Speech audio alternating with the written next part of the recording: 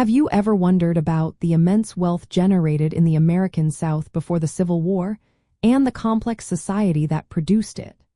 This economic powerhouse, centered on vast agricultural enterprises, was meticulously constructed and maintained, but its foundation rests upon a very specific and brutal institution. Slavery was not merely a labor system. It was the fundamental organizing principle that structured every aspect of the Southern plantation system. It provided the coerced workforce, generated the capital, and shaped the social, legal, and political landscape of the antebellum South. The primary reason for slavery's foundational role was its provision of free, forced labor on a massive scale. Enslaved people, considered property rather than individuals, performed grueling work in fields, particularly cultivating highly profitable crops like cotton, tobacco, and sugar cane.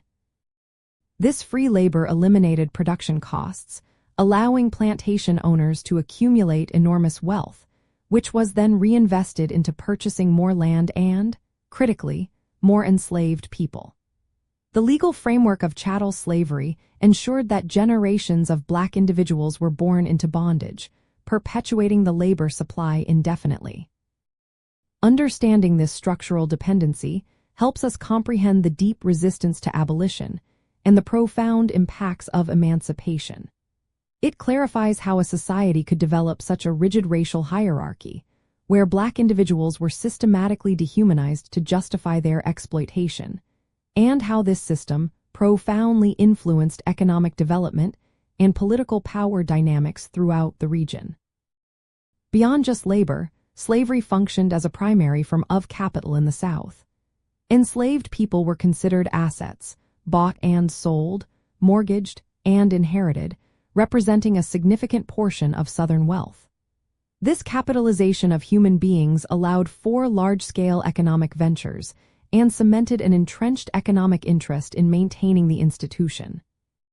Slave codes, a body of laws, meticulously defined the rights of slaveholders and severely restricted the lives of enslaved people, ensuring compliance and minimizing resistance.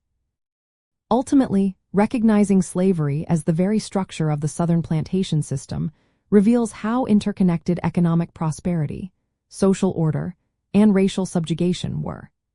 It highlights that the wealth and power of the Old South were inextricably linked to the systematic dehumanization and exploitation of millions of African people and their descendants, a legacy that continues to impact American society.